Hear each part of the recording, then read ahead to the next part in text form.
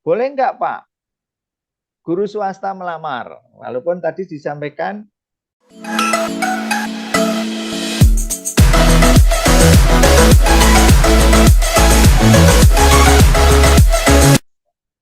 pelamar dinyatakan lulus jika berperingkat terbaik, sehingga diambil formasi di peringkat terbaik di kompetensi, ambil peringkatnya terbaik. Oh, formasi ini telu berarti telu. Yang kita ambil formasinya papat ya berarti papat, formasinya 5 ya berarti 5. Nah, bagaimana cara menilai? Menjadi yang pertama adalah pelamar prioritas tadi kalau guru. Nah, walaupun kita sudah tidak punya pelamar prioritas di Kabupaten Temanggung. Yang kedua tetap guru XTHK 2 kalau masih ada. Kalau masih ada. Kemudian guru yang terdaftar di data BKN dan guru yang tidak terdaftar dia tetapi mengajar di sekolah negeri, terdaftar di Dapodik dan aktif mengajar di pemerintah Kabupaten Temanggung. Ini prioritas keempatnya, ya, prioritas keempat. Yang kelima adalah lulusan PPG. Nah, jadi saya sedikit hari ini menafsirkan, semoga saja tidak salah. Kalau kemarin anak-anak PPG sudah dapat penghargaan 100%, ya 100%. Tetapi tetap saja kalau karena prioritasnya urutannya berurutan itu terdata atau tidak, kemudian masuk dapodik atau tidak, tadi lulusan PPG menjadi prioritas yang kelima, ya, kelima. Itu. Kemudian jika terdapat pelamar prioritas yang berasal dari instansi pemerintah atau dari sekolah swasta, itu khusus guru, dipersyaratkan memiliki surat izin untuk melamar pada seleksi P3K JF Guru dari kepala yayasan. Ini ada ketentuan di 348. Boleh enggak Pak, guru swasta melamar? Walaupun tadi disampaikan bekerja di pemerintah, gitu ya. Ternyata ada exception-nya, ada pengecualiannya. Boleh, tetapi harus memiliki surat izin dari kepala yayasannya. Kepala yayasannya. Karena ini terjadi begini, ada satu sekolah di Temanggung yang kemarin punya guru 12, gitu ya. Ikut seleksi P3K, diterima 7 orang. Sehingga tinggal 5 orang. Ya, tinggal 5 orang. Sehingga dia kesulitan mencari guru pengganti karena yang P3K kemudian ditempatkan di sekolah negeri. Oleh karena itu hari ini mungkin tetap diberikan kesempatan, tapi khusus guru ini ya, khusus guru, yang formasi lain tidak.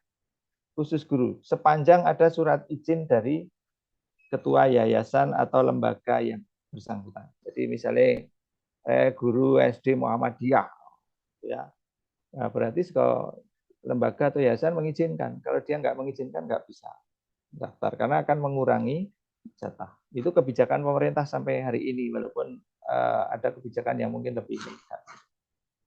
Kemudian pelamar yang memiliki sertifikat pendidik linier dengan jabatan yang dilamar mendapat nilai tinggi sebesar 100% dari nilai kompetensi teknis. Nah, ini yang tadi saya sampaikan.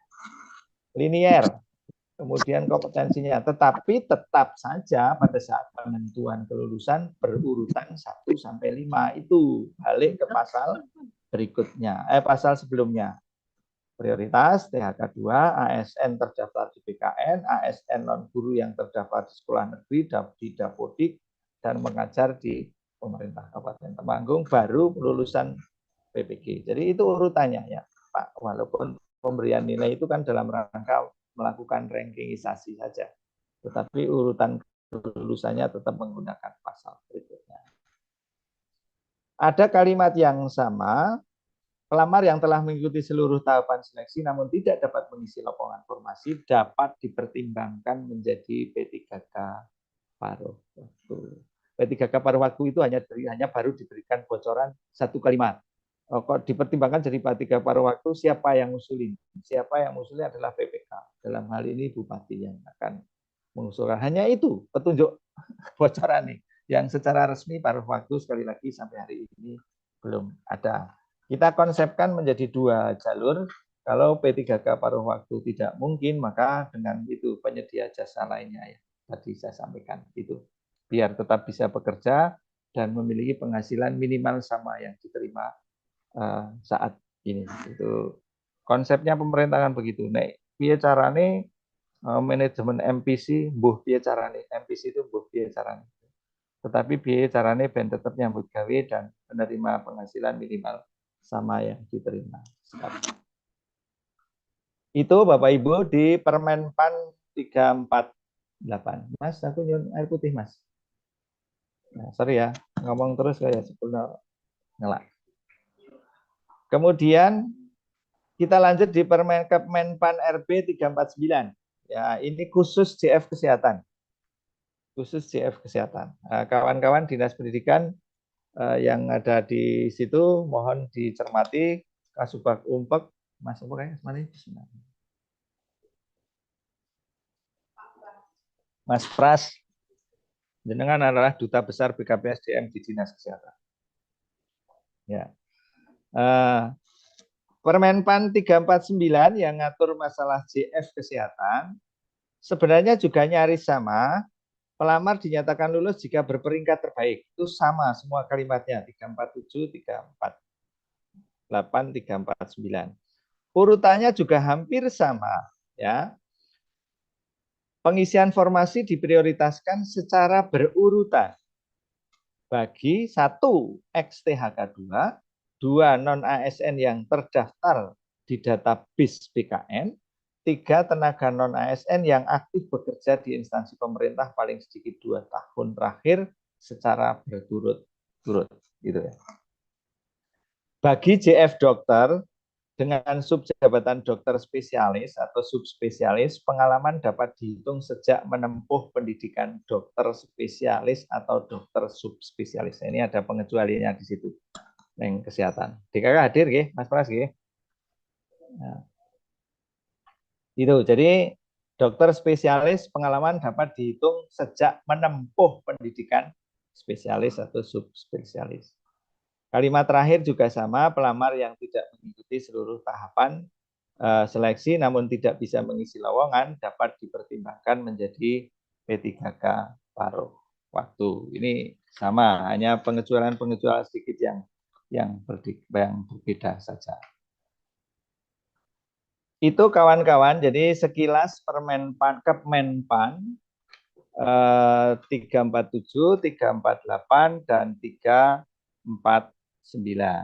Ya. Kemudian saya akan sampaikan sebenarnya di forum ini saya akan menyampaikan ketentuannya seperti apa. Kemudian apa yang harus panjenengan lakukan sekarang. Ya. Satu pasti masih ada yang galau, gitu ya. Masih ada yang galau ya kuirek daftar CPNS ataupun daftar P3K, ya. Sama-sama bersaing, sama-sama juga belum tahu, tetapi sama-sama ikhtiar, belum tahu Gusti Allah mau memberikan rezeki kita di CPNS atau di P3K, gitu ya. Apa yang harus dilakukan sekarang? Satu, ya. Masih ada waktu hari ini tanggal 3, 4, 5, 6. Masih ada waktu 4 hari. Untuk memutuskan saya akan daftar CPNS atau P3K. Khusus bagi kawan-kawan yang hari ini masih berumur 35 tahun maksimal. Ya, maksimal 35 tahun. Khusus kawan-kawan yang di bawah 35 tahun wajib mempertimbangkan akun daftar CPNS atau P3K. Ya. Kalau yang sudah 35 tahun, dokter spesialis berapa? Ya, dokter spesialis bisa sampai 40 CPNS ya, CPNS. Khusus dokter spesialis. Kemudian yang kawan-kawan umurnya sudah di atas 35 tahun, tidak usah berpikir arek daftar CPNS atau tidak. Wis pasti di P3K. Itu yang harus disiapkan sekarang. Sehingga kawan-kawan yang di bawah 35 tahun harus ambil keputusan dalam 4 hari ini. Saya mau daftar CPNS atau daftar P3K. Bahasa kasar saya, pangapunten ini, mohon maaf. Sekali lagi, nuwun sewu, bahasa kasar saya. Kenapa harus memilih? Sama-sama bersaing, sama-sama tidak tahu saingannya berapa, sama-sama belum tahu diterima atau tidak. Jadi kesempatan yang pertama ambil. Ya, gitu ya. Cuma memang kalau kesempatan pertama itu sudah diambil, tidak punya kesempatan kedua untuk daftar di P3K. Itu kuncinya. Ya. Jadi yang pertama itu, waktu 4 hari ini pertimbangkan betul bagi kawan-kawan yang usianya memenuhi syarat. Kemudian terdapat formasi yang ada di CPNS bagi pendidikan panjenengan, ambil keputusan mau daftar CPNS atau ambil P3K. Kenapa harus saya sampaikan sekali lagi? Mohon maaf, formasinya sama-sama ada, gitu ya. Pesaingnya juga belum tahu siapa, gitu. Umurnya memenuhi syarat, sama-sama berkompetisi, sama-sama belum tahu diterima atau tidak. Tetapi kita ikhtiar. Nah, monggo ini saya serahkan kepada masing-masing. Mboten Pak, kula mboten ajeng daftar CPNS ya monggo. Mboten Pak, saya akan daftar CPNS sekarang walaupun saya kehilangan kesempatan untuk di P3K, gitu ya. Ya. Sama-sama endingnya sama. Endingnya sama. Nah, endingnya sama. Nek daftar CPNS sudah ketemu piye? Yo. Kan anggap pada dini angel ya. Karena sama-sama saingan. Formasi yang ada di CPNS belum tentu juga didaftarin oleh fresh graduate, lulusan-lulusan baru belum tentu. Karena ini satu Indonesia bersama. Satu nomor KTP harus hanya bisa daftar satu formasi. Mungkin anak-anak pinter ini pada daftar di kementerian sana, mungkin. Wah, pengen bersaing di sana. Neng Temanggung pendaftarnya sidik, padahal pendidikannya ada. Itu yang harus dipersiapkan yang pertama. Ya, jadi 4 hari ini istikharah yang betul, kemudian memutuskan bagi kawan-kawan yang memenuhi syarat untuk memilih CPNS atau P3K. Gitu. Kemudian apa lagi yang harus dipersiapkan? Ya. Karena di situ sampai hari ini tidak ada informasi siapa yang masuk database Pangkalan BKN atau tidak, maka panjenengan harus menyiapkan surat pengalaman kerja minimal 2 tahun atau 3 tahun, kemudian dilampiri tanda terima atau slip gaji kalau ada, pertama dan kontrak pada awal tahun. Jadi kontrak yang sekarang masih berlaku dan kontrak awal 2 tahun plus slip gaji.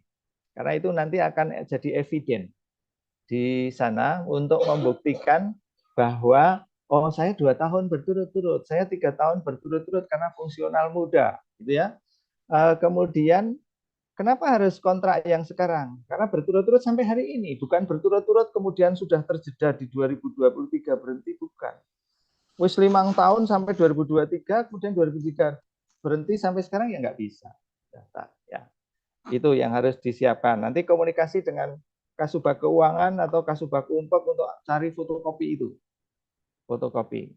Palango disiapkan, walaupun itu belum tentu dipakai, tetapi kalau sudah siap itu jadi ayam suatu saat dipakai itu, karena pembuktian paling valid itu. Pembuktian seseorang bekerja 2 tahun berturut-turut sampai dengan hari ini, itu yang paling valid adalah tanda terima gaji. Kalau kontrak bisa dimanipulasi. Ya, surat keterangan mungkin bisa dimanipulasi, walaupun manipulasi itu bisa kami cross dengan data yang ada di Simpek kami. Ya, tetapi bukti paling valid adalah oh saya menerima gaji Januari 2020 atau November 2022 sampai sekarang kan berarti sudah 2 tahun, September 2022 gitu ya, paling itu yang mungkin bisa disiapkan. Khusus untuk pelamar guru prioritas, disyaratkan memiliki surat izin untuk melamar pada seleksi P3K dari kepala yayasan. Ya, jadi yang dari guru swasta itu disiapkan kalau memang diizinkan. Tapi kalau saya punya yayasan ya saya tidak akan izinkan karena jelas nek ketompo ini mesti ngaleh sekolah negeri. Pasti akan kesulitan sepanjang bisa memenuhi haknya sesuai dengan yang diinginkan. Nah, kalau berat ya tidak ada surat izin kan berarti kan pasti akan gagal di administrasi. Yang pertama adalah terdapat beberapa pelamar prioritas. Yang pertama untuk P3K guru, pelamar prioritas 1, kedua adalah guru XTHK 2, 3 guru non-ASN, dan 4 lulusan PPTG. Bagi guru swasta yang ingin mendaftar di seleksi P3K formasi tahun 2024 ini harus mendapatkan izin dari kepala instansi atau lembaga yayasan. Sementara untuk P3K teknis, pelamar prioritas terdiri dari tenaga XTHK 2 dan 2 tenaga non-ASN.